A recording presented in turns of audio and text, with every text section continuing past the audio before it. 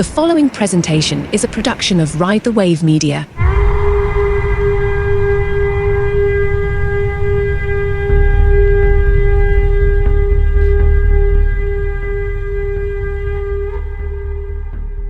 Hey heathens, welcome to Vibing the Apocalypse. I'm your host, the Fresh King Benjamin, the accidental Mormon prophet. I grew up on a Mormon polygamist compound. I've escaped into the wicked world. Now I'm doing comedy. I'm hosting this podcast. Welcome. Thanks for joining me. Today we're going to have possibly a little bit of a shorter episode. I'm still feeling, I got whatever COVID 3.0 was. I don't know if it's actually COVID or just a gnarly chest cold that's been going around, but I'm just getting over that. So I'm going to record this episode and then head straight to bed. It is day 1428 of the apocalypse. How are you doing? Are you surviving? Do you have your food storage? Are things working out for you? I hope they are. I'm excited for today's episode. I don't have a guest today, so I'm going to share something from just personal for me. And this is going to be sort of an introduction to something that I want to do often on this podcast. As I invite guests on, as I have people come on, I want to help. I want them to share with me different skills that they have that they think will be important in navigating this new world, this post-apocalyptic world, and building this new world that we all get to be a part of.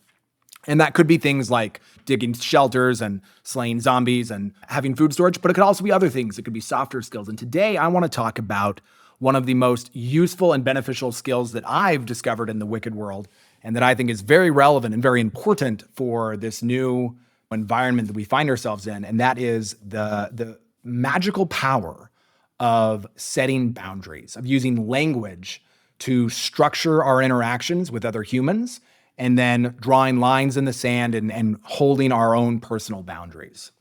And this became kind of apparent to me this week because I had a number of people reach out to me and express interest in inviting me onto either their YouTube channel or their podcast. I got a lot of invitations from a number of different people, and it made me remember the first time that ever happened. After I started sharing my story on TikTok and started to become a little more in the public eye, I got invited by an individual to come I got invited onto their podcast.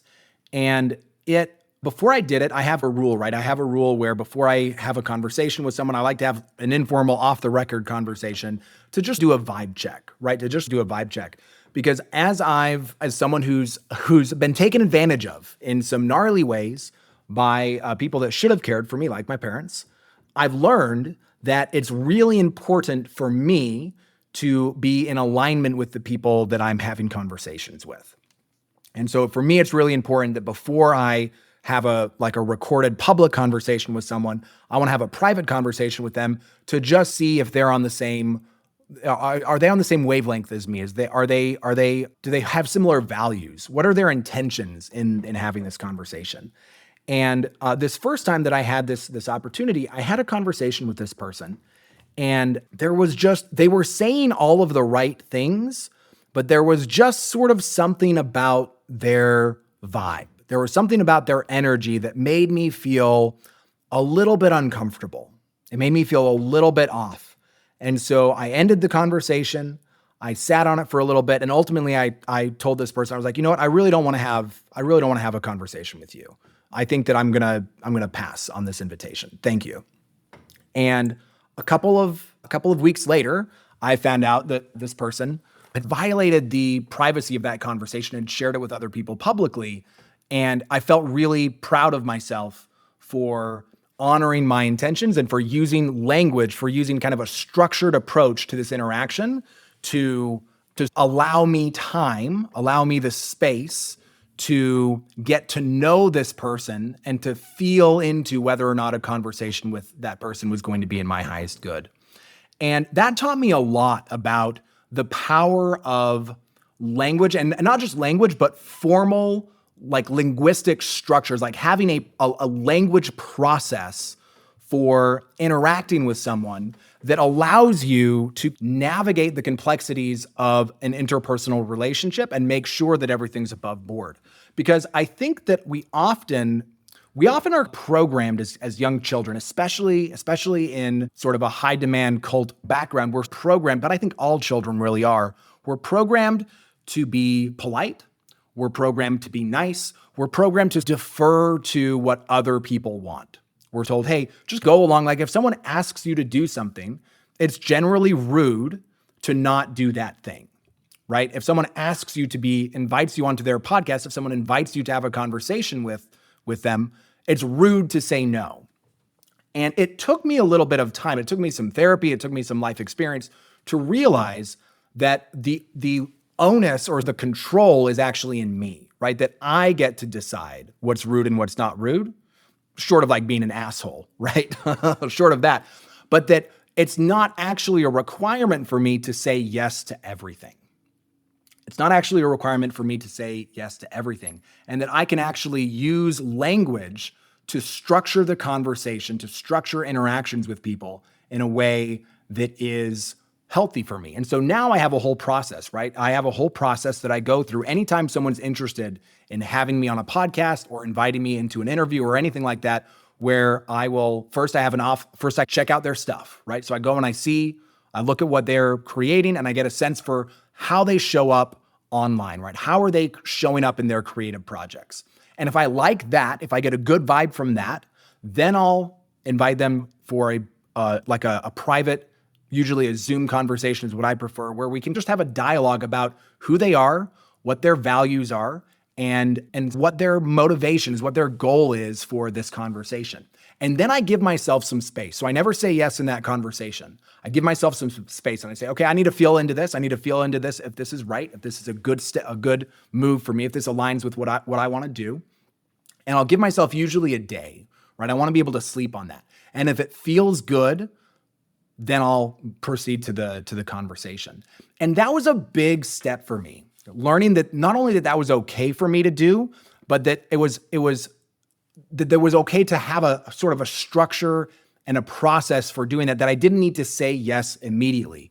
Because growing up in Mormon polygamy, and I think this is true for a lot of people in Mormonism, I wasn't taught to have good boundaries, right? And in fact, I was taught that there were no individual boundaries that I could have that couldn't be overridden by someone else, that someone else couldn't come in and say, hey, you know what, I really need you to do this. And I was just supposed to say yes to that. Or ultimately that God might, like the eternal creator of the universe, might step in and say, hey, your boundary of the thing that you will not do, we're going to override that. And that's something that's taught in a lot of religious texts. And if you think about like just in the Bible, right, in the story of Abraham and Isaac, which is a pretty famous story, right? It's a story of God essentially coming to a parent and telling that parent to kill his son as a token of his of his obedience to God. That's a pretty serious imposition, right? The idea that God could step into your life and tell you to do something atrocious that would make you feel so gross and so bad, but that you would have to do it in order to be obedient, I think is actually designed to prime people to have poor boundaries. Because when people have poor boundaries, it's really easy to manipulate them. It's easy to get them to do things that they might not otherwise do. It's easy to control them, right? It's easy to get them locked up in doing all of the things that you want them to do, to exercise power over them. And I don't know exactly what God is, but I'm pretty sure that whatever God is, God doesn't require you to kill your children. That's a line that he wouldn't cross. And if that is what God does, maybe that God isn't worthy of worship. But the story and the way that story is used is designed to create this feeling inside of you that it's possible for you to be asked to do something that you have to say yes to that would make you feel awful. And this was actually used in Mormon polygamy quite often to manipulate the women who don't love this, right? They're having often an awful experience in Mormon polygamy. They're jealous, they're lonely, they're not getting the support that they need from their spouse. And they're told, hey, all these feelings that you're feeling that this is wrong, those don't matter because the commandment overrides your individual boundaries.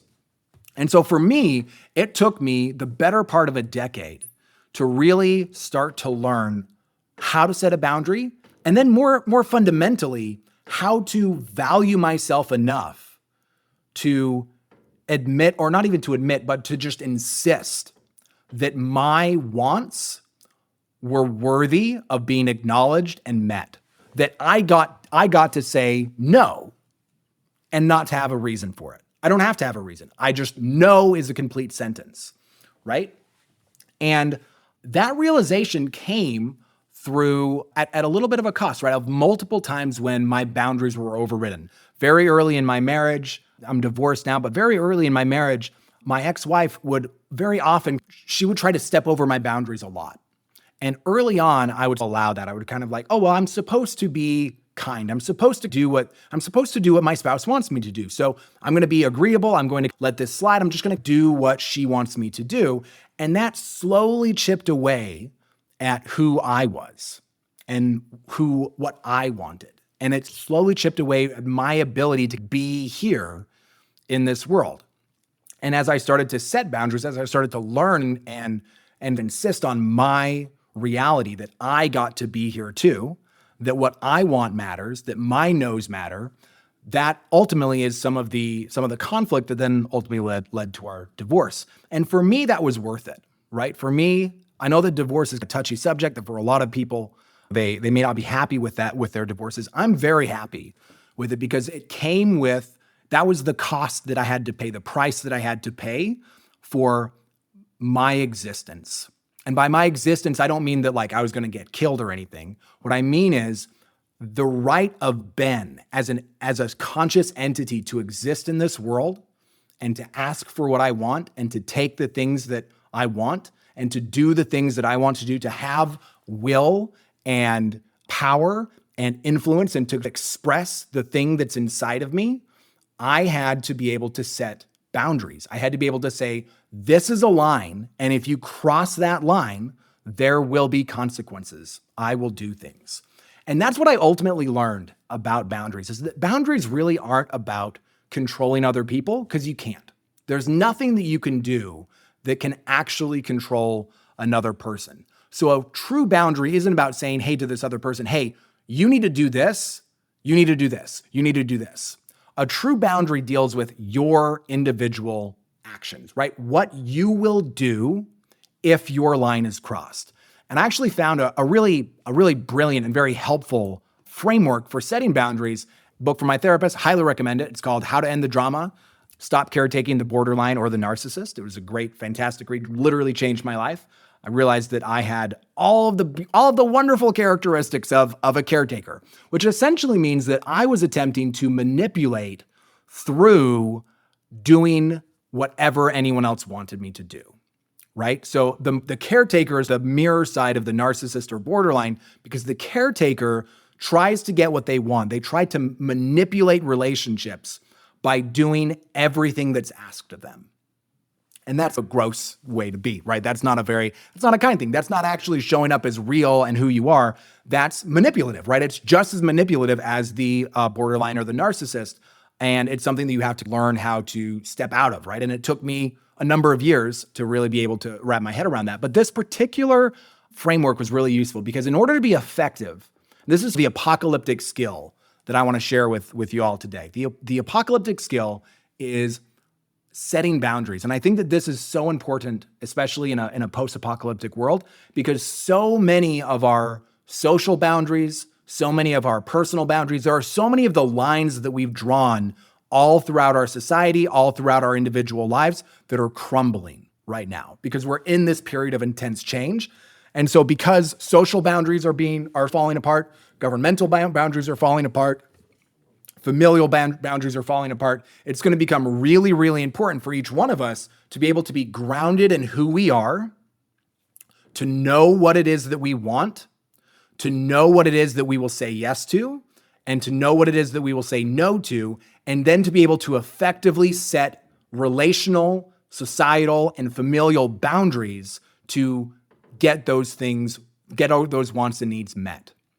And so this is a really magical formula that I learned that I'm going to just prophesy to you in this episode. So in order to be effective, a boundary needs to have 4 things.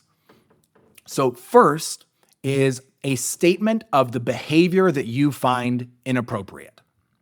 So a boundary is given to another person. And so if you're going to set a boundary, first you need to describe to them what it is that they're doing that you find inappropriate, that you feel is crossing your line. And it's really simple. Hey, Susan, when you do blank, and then describe the behavior. And then the second is a statement about how that behavior makes you feel. So describing the behavior that they do, describing how that behavior makes you feel. And then the third part is a statement about the kind of behavior you would like to see in the future. So you're giving them an alternative. You're saying, hey, instead of doing this thing that you have been doing, what I would like to see you do is this thing. So you're describing their behavior. You're letting them know how that behavior makes you feel. And that part, just by the way, just as a little aside, that part, the feeling part to me has been really powerful because as a caretaker, right, as someone who had been conditioned to hide his emotions and to hide how I really felt, I didn't really realize how powerful authentic displays of emotion can be. So one just quick story on that. When I was very early on in my therapy journey, I had a period where I'd sat down and wrote down all of the ways that I felt like my parents had hurt me. And it was a very long list because there was labor trafficking, there was emotional abuse, there was physical abuse. There was like a lot of stuff that I was dealing with. And so I made this very long list. And then I decided that I wanted to have that conversation with my parents. I wanted to tell them what they had done and how it felt because I wanted them to, I wondered if anyone had ever told them that. And I had younger siblings. And so I was like, maybe no one has ever told them that the way that they're parenting is bad, that the way that they're parenting is hurting people. And so I asked them for a conversation. We sat down, me and my mom and my other mom and my dad. So my dad and my two moms. And I went through, it was a really, leading into that conversation, I was very anxious because I'd never really fully expressed how I felt about my childhood to them. And so I was I didn't know how they were going to respond. I didn't know how they were going to receive it. And it felt a little bit scary. It felt very vulnerable. And so I just described everything, all those behaviors, right? I described all those behaviors that they'd done. And then I told them how it made me feel just very clearly. And not only did I didn't just describe it logically, I was feeling the emotion. So I felt really angry. And so I was talking and I was like, I'm really angry. And then I was really sad. And so you could tell that I was sad. And so I was just letting my emotion authentically pour out. And what I found is that there's very little defense against an authentic, grounded display of human emotion. When we're really angry, people are wired to receive that. And that doesn't mean that always happens, but often there's no defense against that because you can't defend. You can't say, I guess you could. Some people would deny how other people feel, but there's something really powerful when someone says, this is how I feel, and you really feel it and you really share it. And what ultimately happened in that conversation is that my parents didn't deny anything. They didn't try to justify, and all three of them apologized. And that was a first step towards, in a very long journey that's still not complete, of healing between the parents and the children in my family. And that journey is by no means over. We're still in the middle of it. But that me willing to authentically share how I felt, it put them in a position where they caved. They had to acknowledge and had to fall beneath the weight of that. So that's why that step is really important. So step number 1, describe the behavior that you find inappropriate. Step number 2, describe how that behavior made you feel. Step number 3, describe the kind of behavior you would like to see in the future. And then step number 4 is where the boundary comes in. Step number 4 is a statement about what you will do if your request is not honored. So what will you do if they continue to do behavior 1 and they don't engage in behavior 3. So altogether, it can look something like this. This is an example that I shared with someone who was having a really hard time because their grandmother kept texting them. They'd left the LDS church, and their grandmother kept texting them about Mormonism. And it was like, they were like, I can't handle my grandma texting me about this anymore. So in that scenario, this is what a really strong boundary would look like. Grandma, when you text me about keeping the commandments, right, the behavior, it makes me feel disrespected and upset, the feeling. In the future, I would like for you to simply express your love and care for me without referencing religious beliefs I don't share, or I will stop responding to your texts. What are they doing? The behavior, statement about the behavior, statement about your feelings, statement about what you would like to see them do in the future, and then a statement about what you will do if you don't get that, right? And that frames it up very nicely because you're not trying to control them. You're not telling them what they have to do. You're telling them what you will do if they don't treat you with the respect that you deserve. And the key after setting a boundary is to not argue about a boundary. If they're like, well, let's talk about it, no, just repeat it. If they continue to push, then you set a boundary about what you'll do if they continue to disrespect your boundaries, right? And the thing that I really had to learn, and I love this because this really came to me in my therapist, and like in therapy, my therapist said this. I was talking about one of the ways in which my ex-wife was violating my boundaries. And it was really frustrating me. I was really upset. And my therapist mirrored back to me and she just said, how rude of her to do that. And something clicked for me and I was like, oh my God, you're right. Disrespecting another adult's boundaries is incredibly rude. That's an incredibly rude thing to do. Kind, attentive, attuned adults who care about people who are around them don't violate other people's boundaries, even if those boundaries don't make sense to them. They honor and respect people's boundaries. And so if you set a boundary with someone and they violate that boundary, you have every right to feel insulted, to feel disrespected, to feel angry. Because anger is the boundary emotion, right? That's why that's the growl, right? That's our growl. If you've ever like stepped on a cat's tail and they're like, right? That's them expressing this anger boundary that basically says, back the fuck off or I'll claw your face off. And we've become so polite as humans that we've stepped away from that. We've villainized anger, and anger is actually vital. It's a vital part of our system because it's the part of us that says, hey, I'm here. I deserve to be here. And if you're going to cross this line, I will fuck you up. Don't do that. And if anyone steps over that line, once you've set it, once you've drawn that line and said, once you've set a boundary, if someone steps across that line, you aren't the problem. They are. They are being rude, insulting, and disrespectful. And that's an important lesson to learn because as a human, as an adult human, or even as a child human, right? As a human being on this earth, you have every right to insist on your boundaries, on the edges of your being, right? Your body, your physical body, your emotional body, the edges of your being, you get to maintain those edges. However far out you need them to be, you get to do that because you deserve to be here. You deserve to be here and you deserve to be respected. You deserve to be treated with kindness. You deserve to be listened to.